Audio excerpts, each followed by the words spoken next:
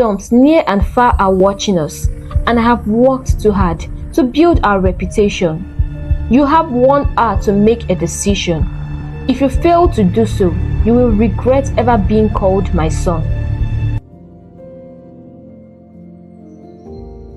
Once upon a time, in a faraway splendid kingdom, filled with breathtaking landscapes and clear blue skies, there reigned a king named Obika, who was known far and wide for his immense wealth. This wasn't just any ordinary wealth, for King Obika was richer than any other king of his time. His riches included vast fields, bursting with crops, countless animals roaming his lands, heaps of silver and gold, sparkling diamonds, and vast stretches of land as far as the eye could see. His magnificent palace, a marvel to behold, was constructed with the rarest and most precious stones, causing every visitor to stand in awe and every fellow king to hold him in high esteem. King Obika ruled over the Nzam kingdom, a place where the sun seemed to shine a little brighter and the flowers smelled a little sweeter. By his side was his beautiful queen Amanda, a woman of grace and kindness, who complemented the king perfectly. Together, they were blessed with 4 children, 3 charming princesses named Kachi, Chioma, and Cindy, and 1 very handsome son, Prince Ifeanyi. The royal family lived a life of joy and abundance, surrounded by the best of everything, from luxurious clothes to the finest food. The children lacked nothing, and their laughter filled the palace daily. As they grew, the princesses became known for their cautious and gracious manners, much to the pride of their parents. However, their brother Prince Ifeanyi was quite the challenge. Being the only son and heir to the throne, he was pampered excessively, especially by Queen Amanda. She had a soft spot for him and rarely corrected his mistakes, often saying, "Let him be. He's just a boy and will surely learn to do better as he grows." But this leniency did not help Prince Ifeanyi. Instead of maturing into a wise young man, he grew more stubborn and unruly with each passing day. Despite the kingdom's beauty and the love of his family, Prince Ifeanyi's behavior became a growing concern, casting a shadow over the royal family's otherwise happy and perfect life. In the vast and vibrant Nzam kingdom, Prince Ifeanyi was known as the most troublesome royal anyone could ever encounter. Unlike the gracious and gentle nature of his sisters, Ifeanyi was a stark contrast with his rude and proud demeanor. He had a way of treating everyone, both old and young, without a shred of respect, often acting in a manner that was both ill-mannered and haughty. Prince Ifeanyi's behavior extended beyond the palace walls.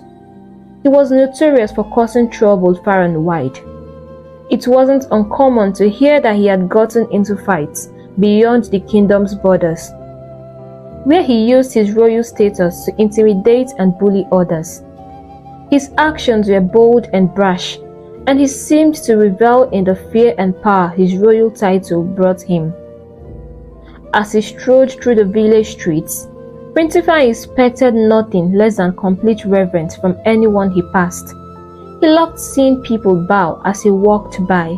It made him feel mighty and important. This expectation of automatic respect made the villagers deeply uneasy as they whispered concerns about their future under his rule.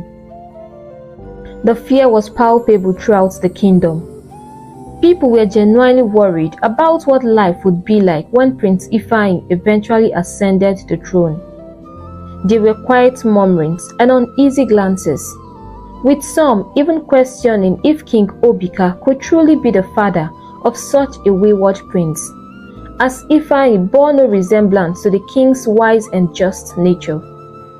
However, such thoughts were never spoken aloud, as the villagers did not dare to voice their deepest fears and discontents.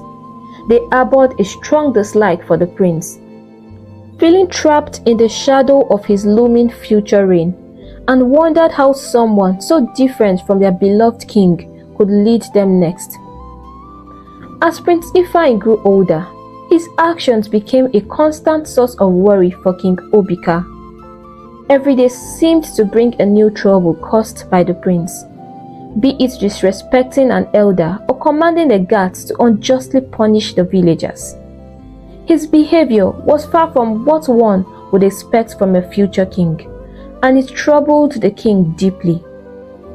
King Obika would always find himself pondering over why his son acted in such a reckless and irresponsible manner.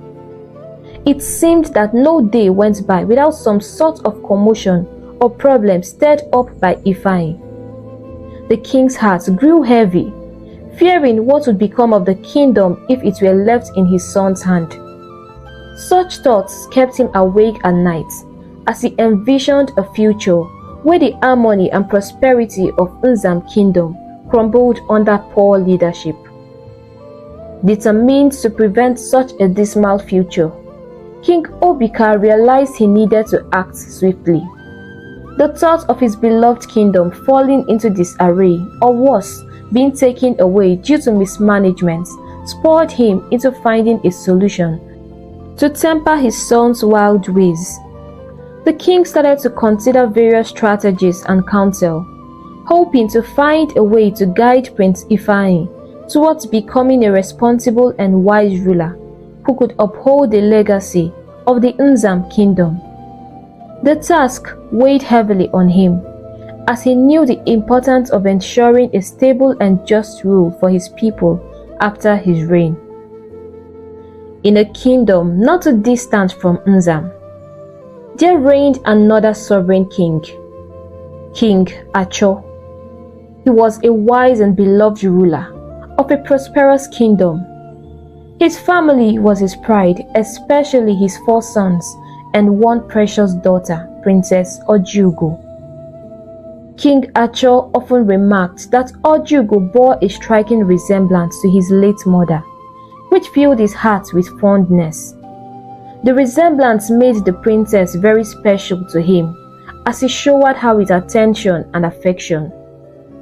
To King Acho, Princess Ojugo could do no wrong, no matter the circumstance. He stood ready to defend her actions, much to the worry of Queen Chisom, his wife. The queen often observed with concern how their daughter's behavior was evolving under such unchecked indulgence. She would occasionally express her worries to the king, hoping he might see reason and temper his partiality. But King Acho found it hard to heed her warnings. As the years passed, Princess Ojugo grew accustomed to a life where her actions went unquestioned and her desires were always fulfilled. Her words often carried a sharpness that wounded those around her, and she cared little for the feelings of others, including her maids, who could never seem to meet her high and capricious standard.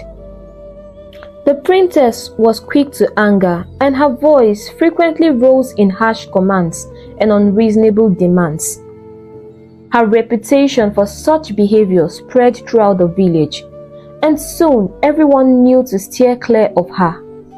The villagers felt a deep unease, for in their eyes, the king's inability to see his daughter's faults allowed her to wreak havoc without consequence. In hushed tones, they lamented her wasted potential, calling her a wasted beauty, a young woman of stunning appearance but devoid of the grace and manners that should accompany her station.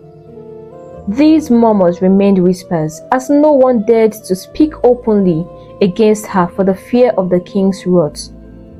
The kingdom watched, worried and helpless, as Princess Ojugo's action grew increasingly imperious and disruptive, casting a shadow over the otherwise peaceful kingdom. Back in the kingdom of Nzam, King Obika was becoming increasingly troubled by his son's unruly behavior. He realized it was crucial to take decisive action to help Prince Ifeanyi mature and learn responsibility. After much contemplation, the king concluded that marriage might be the only solution. Although Prince Ifeanyi was only in his mid-20s, King Obika believed that the responsibility of marriage could help curb his wild ways and instill some maturity in him.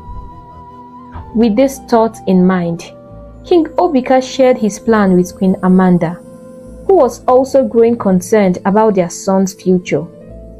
She agreed wholeheartedly, hoping that a change in his status might bring a change in his character. Excited by their agreement on this plan, they decided to discuss it with Prince Ifeanyi. However, when they presented this idea to the prince, his reaction was far from what they had hoped. "Father," he said, his voice tinged with defiance, "I don't want to get married. I'm still too young to settle down, and I'll do it when I please." His words were sharp and filled with anger. King Obika remained calm but firm in the face of his son's outburst. "I didn't call you here to argue with me, or to hear when you think you'll be ready," he replied. "I called you to tell you my decision, and that is final. It's simple. If you refuse to get married and disobey me, I will cut you off from everything I own. I want you to learn responsibility, and you will start by getting married and then getting involved in running the kingdom's affair. It's high time you became responsible." Prince Ifeanyi fell silent, realizing the seriousness of his father's words. He knew his father too well to doubt his resolve. The threat of being cut off was real and frightening. Without further argument, he remained quiet for the rest of the meeting. King Obika interpreted his son's silence as consent and immediately began making arrangements to find a suitable wife for the prince. The wheels were set in motion, and the kingdom waited to see if this new chapter would indeed transform the wayward prince into a responsible future king. King Obika wasted no time in putting his plan into motion. He summoned the town crier early the next morning, instructing him to spread the word throughout the kingdom. All the maidens were to prepare themselves, for in 2 market days, Prince Ifeanyi would choose his bride. Queen Amanda was not entirely pleased with this arrangement. She had hoped her son would marry someone from a royal family, someone accustomed to the ways of the court. However, the king was firm in his decision. He believed that choosing a bride from among the commoners would teach the prince humility and perhaps soften his harsh nature. The news stirred excitement throughout the village, especially among the young women. Despite Prince Ifeanyi's reputation for being difficult and ill-mannered, the possibility of becoming a queen of such a wealthy and prosperous kingdom was too enticing to ignore. "Who cares about the prince's temper?" the maidens chattered amongst themselves as they walked to the stream on the day of the announcement. The buzz of excitement was palpable. "Imagine if he chooses me. My family's life will change forever. We will never struggle again. Our king is so rich." "And what makes you think he would choose you?" another girl would tease, sparking a round of laughter among the group. They continued their banter and laughter, splashing water at each other, their spirits high with anticipation. The thought of escaping a life of simple means to become the queen overshadowed any concerns about the prince's character. It was a rare moment of joy and hope for the maidens in the kingdom, who dreamt of a brighter future, not just for themselves, but for their families too.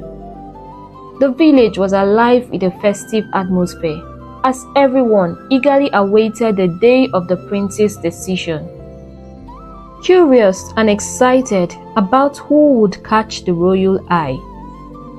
The much anticipated day arrived, and the palace buzzed with a festive air. King Obika had extended invitations far and wide, drawing a distinguished crowd of kings, queens, princes, princesses, and other notable figures to witness the grand occasion of his only son's marriage selection. The event was planned on a lavish scale, reflecting the importance of the occasion to the king. The invited royalty occupied ornately decorated seats, their expressions a mix of curiosity and amusement. While some privately questioned King Obika's decision not to choose a bride from a royal family, given his wealth and stature, they kept their doubts to themselves.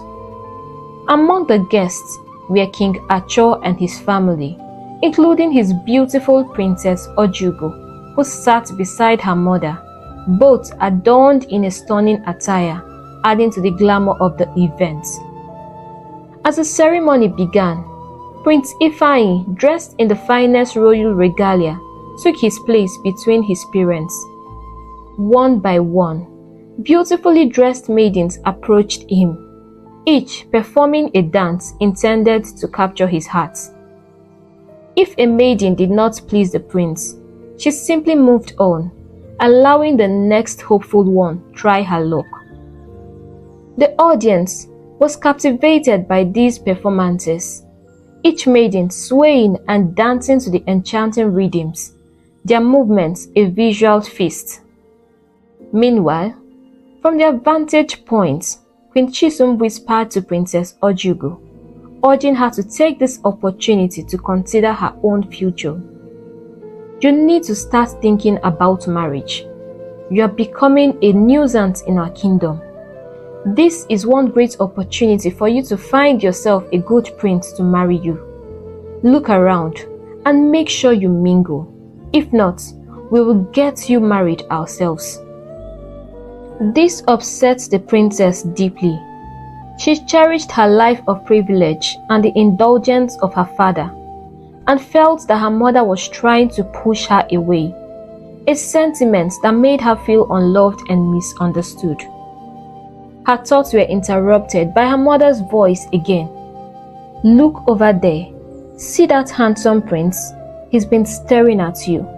Perhaps you've already caught a suitor's eye, her mother exclaimed, trying to draw her attention to a potential match. Irritated and wanting to escape her mother's persistent suggestions, Princess Ojugo stood up abruptly and walked away, seeking a quiet corner in the unfamiliar palace. She longed for a place to sit in peace, away from her mother's annoying whispers and the bustling crowd, until the event ended. As she moved through the ground palace, her mind was a well of emotions, caught between the expectations of royalty and her desire for personal freedom. The grand celebration in the palace of Nzam drew to a close with an unexpected twist. Prince Ifeanyi had not chosen a bride, despite the parade of hopeful maidens.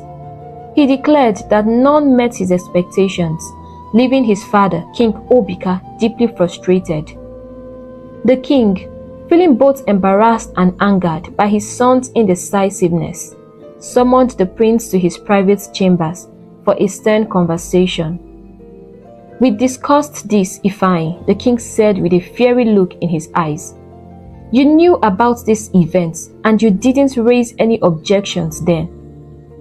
But father, I never actually agreed to choose a bride today, Prince Ifeanyi countered, trying to defend his position. It was all your making. The king's voice grew louder, his tone firm and commanding. Listen to me, young man. You cannot make a fool out of me or the dignitaries who have attended today's events. You need to go back out there. Choose a wife immediately or I will disown you. Do you understand the gravity of your actions?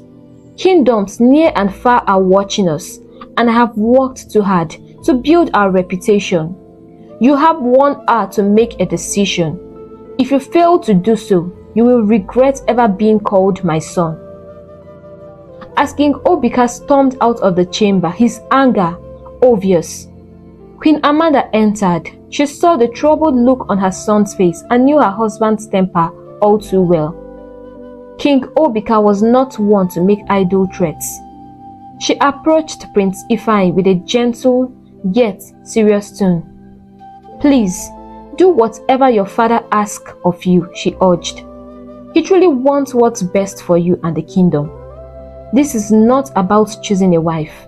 It's about learning to take responsibility and thinking about the future of our people." The queen's words hung in the air as Ifeanyi considered the weight of the situation. With the clock ticking, he knew he had to make a decision that would not only appease his father, but also shape his destiny and that of the kingdom.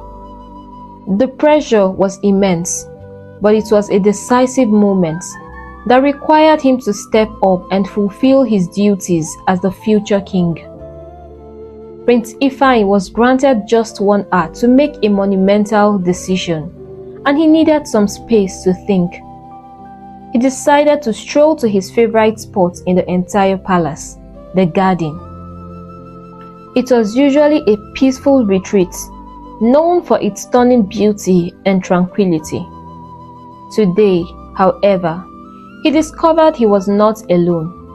To his astonishment, there sat a beautiful maiden, adorned like a princess, casually eating an apple she had picked from the garden, seemingly lost in the pleasure of the fruit. Despite his initial fury at this intrusion, Prince Ifeanyi couldn't help but notice her striking beauty. He wondered who she was and what she was doing in his private sanctuary. It was common knowledge among the palace staff and guests that this garden was his refuge, a place no one entered without his permission. As he approached her with long strides, his curiosity turned to irritation. Tapping her on the shoulder, he demanded, "Who are you and what are you doing in my garden? And eating my fruits no less." His voice was tinged with anger and mockery as he added, "You seem untamed, mannerless, and clearly have boundary issues." The maiden's eyes snapped open in surprise. "What? And who are you? The god of the garden?" she retorted sharply. "Look, young man, I don't know who you are, and frankly, I don't care. You seem frustrated and bitter with your life right now, and that's not my problem. You could go jump into an ocean for all I care." She adjusted herself in a chair, clearly unbothered by his presence. Prince Ifeanyi was taken aback. Never before had anyone spoken to him with such disregard. Who was this bold, fearless maiden? For a moment he was speechless, his usual quick-tempered, stalled by her audacity. As he sat down beside her, still reeling from her words, he listened as she continued to speak, unaware of who he was. "I don't understand why my mother hates me so much," she lamented. "She wants me to get married just to get rid of me. And she thinks this is a perfect opportunity for me to snag a wealthy prince. Does she even care what I want? Sometimes I wonder if she's really my mother. She doesn't treat me like my father does." Her voice was thick with sadness. Hearing her story, Prince Ifeanyi felt a strange connection. They were both under similar pressure, although he had much less time to resolve his dilemma. An idea began to form in his mind. "Why don't you want to get married?" he asked gently. She sighed. "My father gives me everything I want. Freedom, love, the best of everything. I'm scared that marriage will cage me, that my husband won't treat me the way my father does. I want to enjoy life. I want to be free."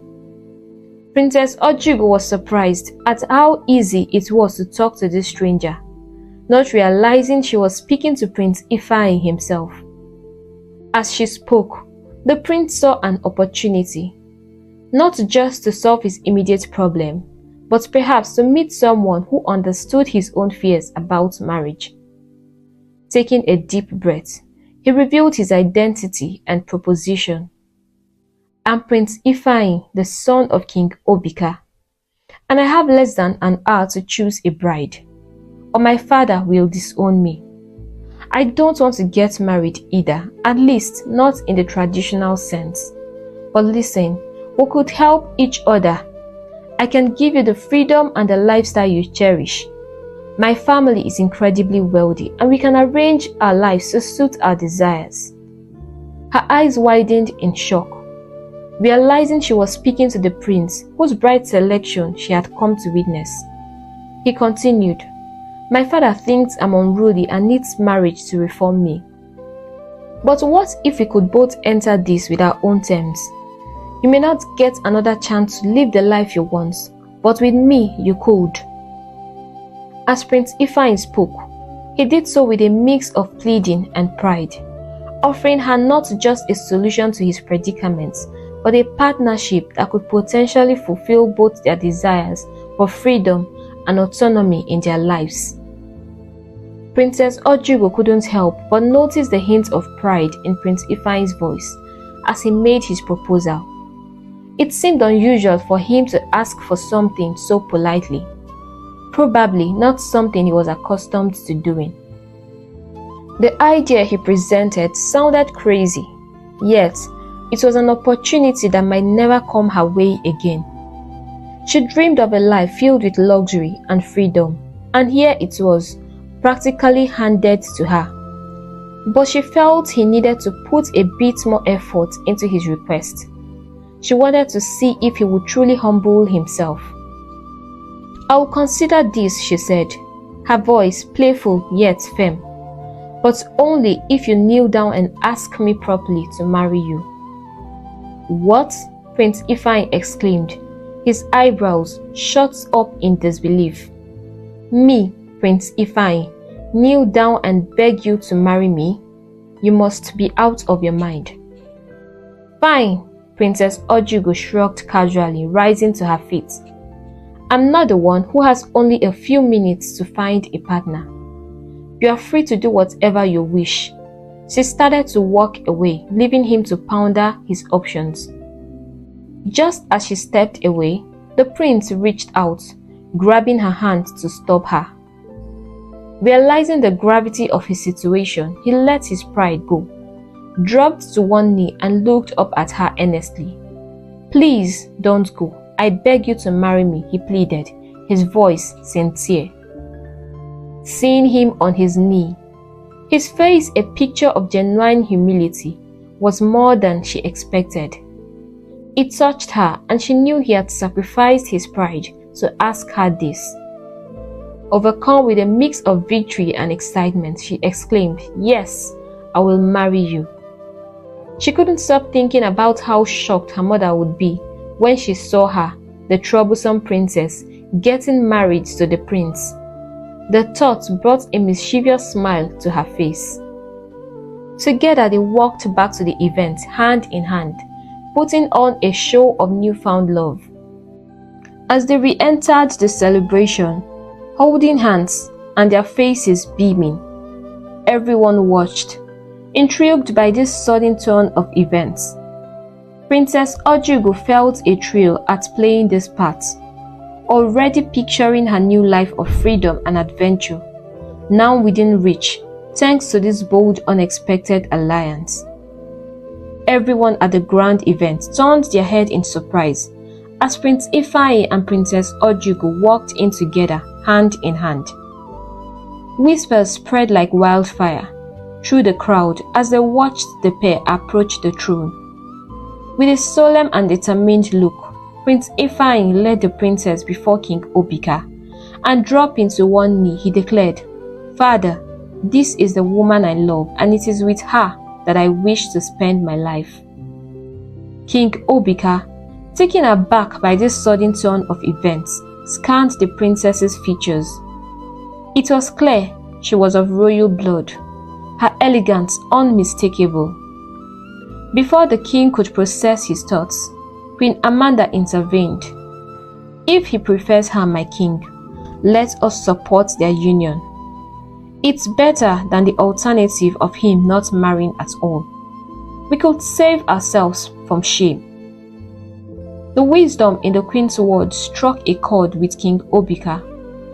Exhausted by the ongoing challenge with his son, yet still harboring doubts, he laid his conditions firmly. "Look, young man, if you marry her, remember there is no turning back. If you ever separate, you will forfeit everything I have provided." The weight of his father's words hung heavily on Prince Ifeanyi, but he nodded in agreement, the seriousness of the commitment clear in his eyes. King Obika then turned to Princess Ojugu and asked politely, "Do you truly love my son?" With a confident smile, she replied, "Yes, I do." "Very well," said the king, nodding. "Let's meet your parents to secure their consent before proceeding." As the crowd enjoyed performances from various dance troupes, the two families retreated to King Obika's chambers for a private discussion. The queens, Queen Amanda and Queen Chisu, were visibly excited. But King Achor was cautious, whispering to his daughter, "Are you sure you want to do this?" "Yes, father, I want to marry the prince," Ojugu assured him. The conversation was brief, and with some persuasion from Queen Chisu, King Achor reluctantly gave his consent. Soon after, the bride price was paid. A dazzling array of silver, gold, diamonds, and precious stones. The princess's parents were overjoyed, not just because of the wealth they received, but also because their daughter's marriage to Prince Ifeanyi elevated their status as in-laws to the great King Obika of the Nzam kingdom. They had never imagined that Princess Ojugu would bring them such fortune and happiness. The marriage ceremony itself was a lavish affair, and as the vows were exchanged, the village maidens who had once hoped to be chosen looked on with a mix of awe and disappointment. Their dreams of royalty dashed as they returned to their homes. The union of Prince Ifeanyi and Princess Ojugu marked a new beginning, not just for the couple, but for both their families and kingdoms, celebrating a partnership that had begun unexpectedly, but promised to blend their futures with joy and prosperity. Prince Ifeanyi had never encountered anyone quite like his wife, Princess Ojugu. She was fiercely independent and wholly self-centered, concerned only with her own desires and pleasures. Her world revolved around the latest fashions, sparkling jewels, and thrilling adventures. She seemed happiest when plotting their next exotic vacation, poring over maps and travel guides to find the most breathtaking destinations. True to her words, all she sought from life was the freedom to enjoy its luxuries, a wish that was now fully within her grasp. At first, this arrangement suited Prince Ifeanyi just fine. It was what he had wanted after all. But as time passed, he found himself increasingly drawn to her vivacious personality. He noticed the joyous way she laughed when something delighted her, and her carefree attitude began to captivate him. The more he observed her, the more he admired her zest for life and her unabashed pursuit of happiness. This growing fascination alarmed Prince Ifeanyi. He feared that his feelings might deepen into something he wasn't ready to confront: love. In an attempt to guard his heart, he decided that they should live in separate rooms. The king had granted them a luxurious mansion within the palace grounds, large enough to ensure their privacy. Prince Ifeanyi reasoned that if they maintained some distance at home, he could manage his feelings more easily, especially since they continued to present a united front during public appearances. So, he moved to a different room. expecting that this might alter their dynamics somewhat. However, Princess Ojugo seemed utterly unfazed by this change. Her indifference only made her more intriguing to him. Despite his efforts to create distance, he found himself thinking about her more than ever, drawn to her independent spirit and the mystery of her inner world. This unexpected intrigue made each day more interesting, as Prince Ifeanyi discovered the complex joys and challenges of being married to a woman as strong-willed and self-assured as Prince Ojugo. Prince Ifeanyi and Princess Ojugo continued to live together more like roommates than a married couple. Princess Ojugo relished her dream life filled with excitement and glamour, while Prince Ifeanyi struggled with his deepening feelings for her, trying his best to keep them hidden. He was a prince who prided himself on following the rules, and admitting his feelings didn't seem right. A few months into their marriage, a grand occasion was on the horizon. King Obika was about to celebrate his 60th birthday. The celebration was planned on a magnificent scale, a 3-day feast that promised to be filled with joy and grandeur. The palace, with its sprawling mansions, was more than capable of accommodating the numerous royals who would travel from distant kingdoms to join the festivities. Princess Ojugo was particularly thrilled about the events. She eagerly contacted the finest designers and beauticians to ensure she looked her absolute best. She loved any chance to shine and showcase her beauty to the world. As the palace buzzed with preparations, everyone eagerly anticipated the grand event. The night before the festivities began, Prince Ifeanyi and Princess Ojugo sat down for dinner together. In the midst of their meal, Princess Ojugo, bubbling with excitement, suddenly shared, "I've enjoyed life and freedom just as I wished this past month. And now I think I want to experience what love feels like." Prince Ifeanyi almost choked on his food. "What? With who?" he spluttered, disbelief coloring his tone. "I guess our private lives are none of our business, right? Remember we agreed to stay out of each other's way, and I don't ask you about the women you see." "Do you think I don't know?" she retorted sharply. The prince scoffed, feeling a mix of anger and hurt. "You obviously don't know anything," he muttered, standing up abruptly and leaving the table. His heart felt like it was breaking into pieces. Now she was openly considering loving someone else, and it was more than he could bear. Since marrying Ojugo, the king and queen had noticed a significant change in Prince Ifeanyi. He seemed calmer, more mature, and he wasn't causing trouble as much as he used to. They also couldn't help but notice how he looked as his wife during public appearances. It was clear to them that he was deeply in love with her. The king and queen were quietly pleased, believing that their decision to push for the marriage had been wise. Alone in the garden, where he had first met Princess Ojugo, Prince Ifeanyi recalled how she had boldly stood up to him, challenging him in ways no one else ever had. She had captivated him with her fearless spirit and independence. As he sat there, he resolved to let go of his pride and finally express his true feelings to her. It was a daunting decision, but he knew it was time to reveal his heart. The next day dawned bright and clear, the air filled with excitement for the grand birthday celebration of King Obika.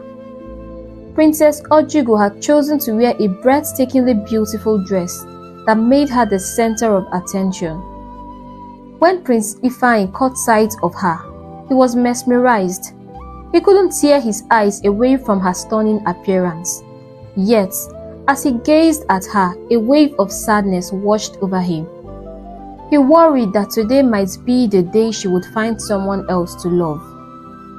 Determined not to let that happen, he decided to watch her closely throughout the event. As the festivities kicked off, it became quickly apparent that Princess Ojugo was the star of the evening. Many young princes, drawn by her beauty and charm, vied for her attention, hoping for a chance to dance with her. Among them, she chose to dance with the most handsome prince, feeling a spark of interest that she thought might blossom into the experience of love she was curious about. Prince Ifeanyi, standing at a distance, watched them dance together. Jealousy and anger began to bubble inside him as he noticed the way the other prince looked at Ojugo with a gaze filled with admiration and desire. That look, that interaction was too much for Ifeanyi to bear. Unable to contain his feelings any longer, he strode onto the dance floor and interrupted them, pulling Ojugo into a dance with him as though it were just part of the celebration.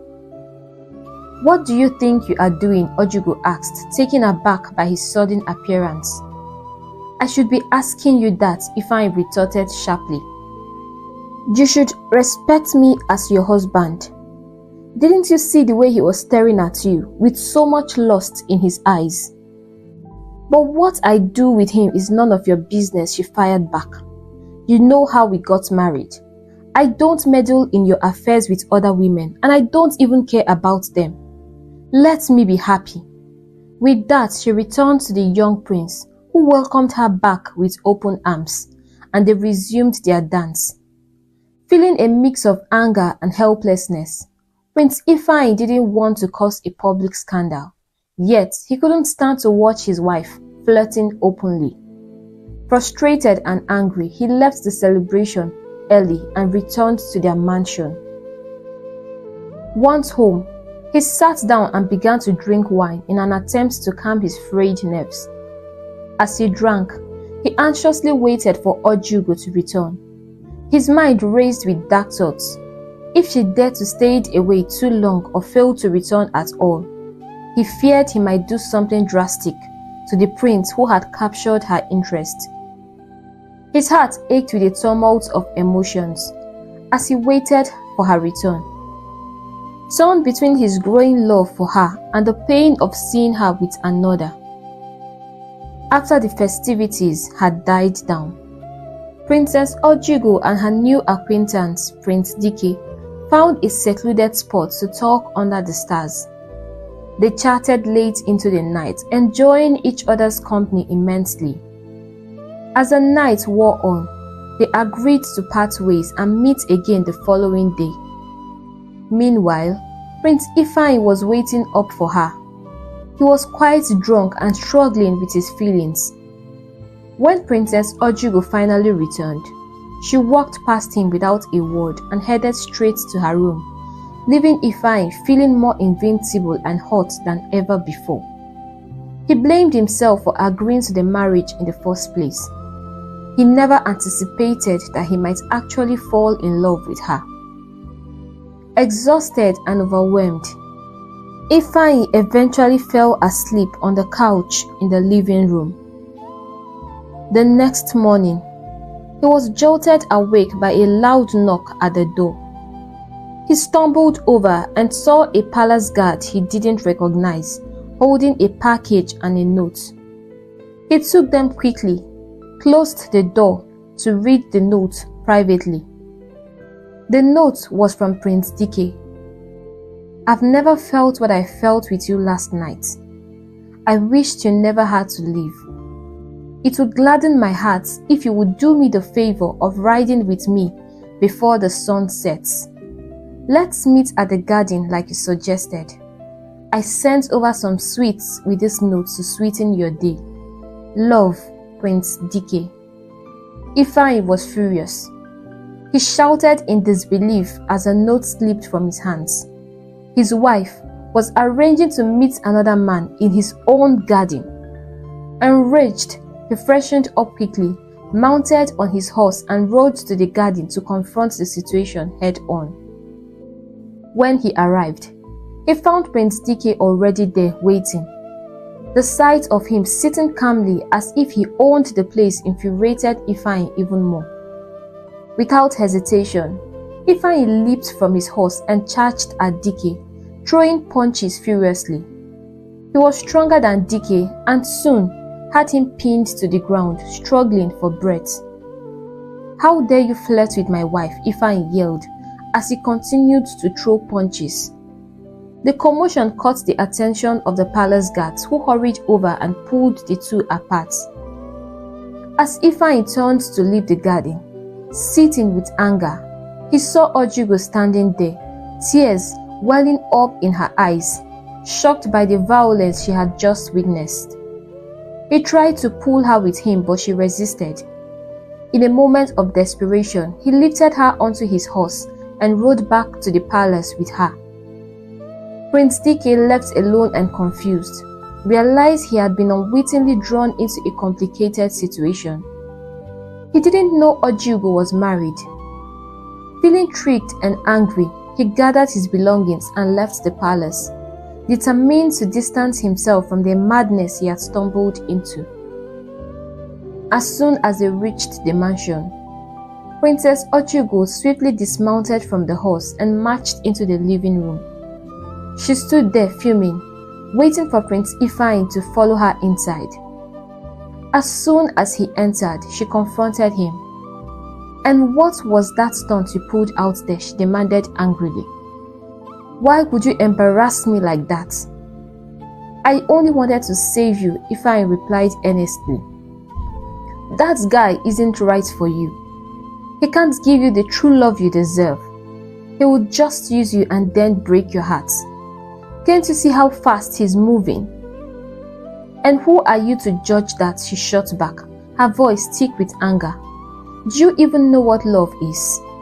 Tell me, have you ever been truly in love?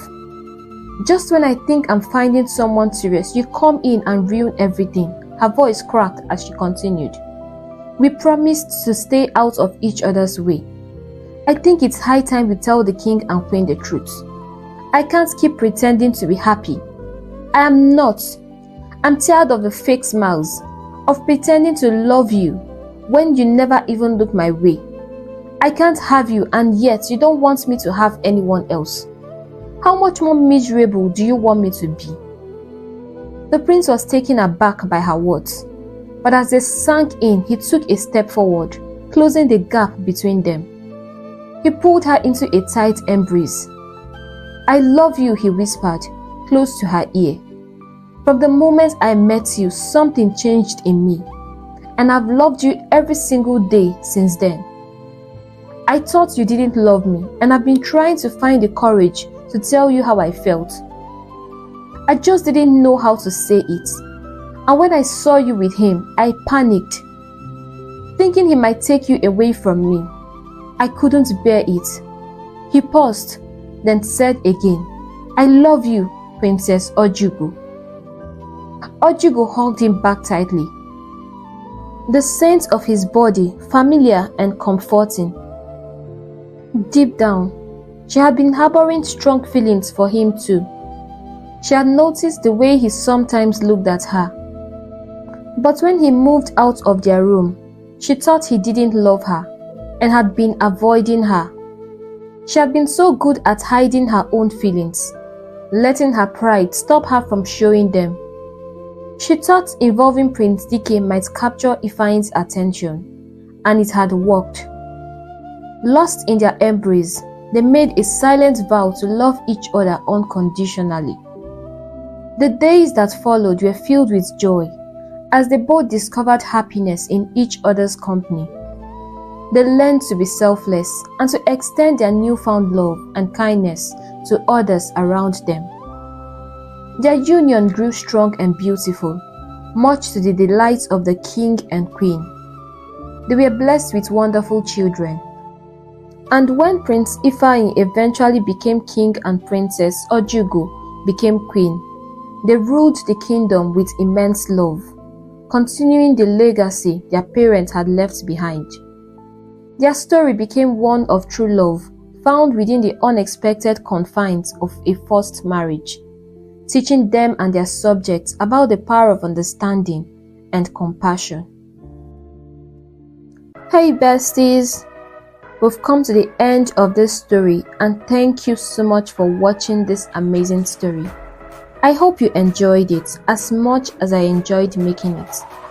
I would like you to share your lessons in the comments section. And if you are yet to subscribe to my channel, please and please and please, I beg you, do not skip this video without subscribing, and turn on the notification bell so that you get notified whenever we post new story. Please help us grow our community. And I hope to see you in our next story. Bye!